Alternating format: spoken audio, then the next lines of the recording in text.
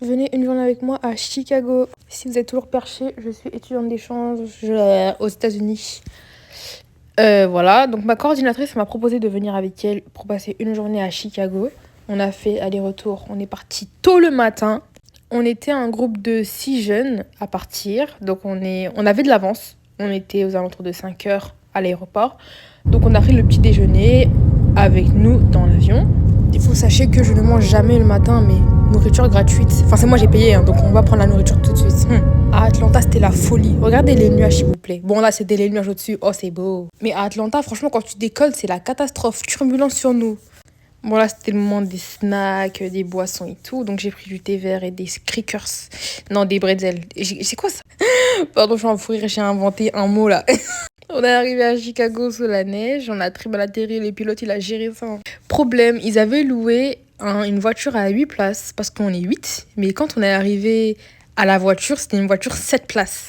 Ça veut dire qu'on a perdu presque 1h30 à changer de voiture et on est parti de l'aéroport aux alentours de 9h30, 9h40 et on a raté une activité. L'activité, c'était de faire notre propre pizza, mais du coup, on n'a pas pu la faire. On est directement parti à l'activité suivante qui était Skydeck. Vous allez voir ça.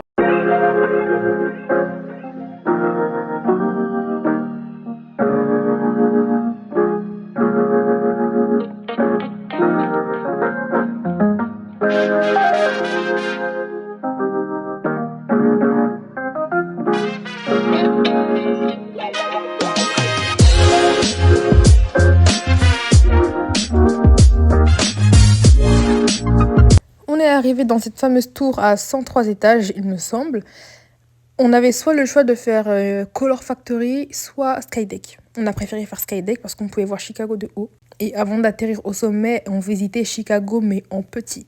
On voyait les buildings, on apprenait. C'était un peu un mini-musée sur Chicago en miniature, quoi. Là, vous avez vu, j'étais dans le métro à Skip. Là, c'est la partie, ils montrent les spécialités de Chicago. Franchement, j'ai pas lu, hein, mais c'était intéressant. Enfin, j'ai lu seulement quand ça me paraissait intéressant. Par exemple, je sais pas, j'ai vu de la viande, je pense que j'avais lu, mais là, j'ai oublié. Là, on est monté dans l'ascenseur, faut voir, hein, il est monté à une vitesse, hein, mes oreilles elles se sont bouchées.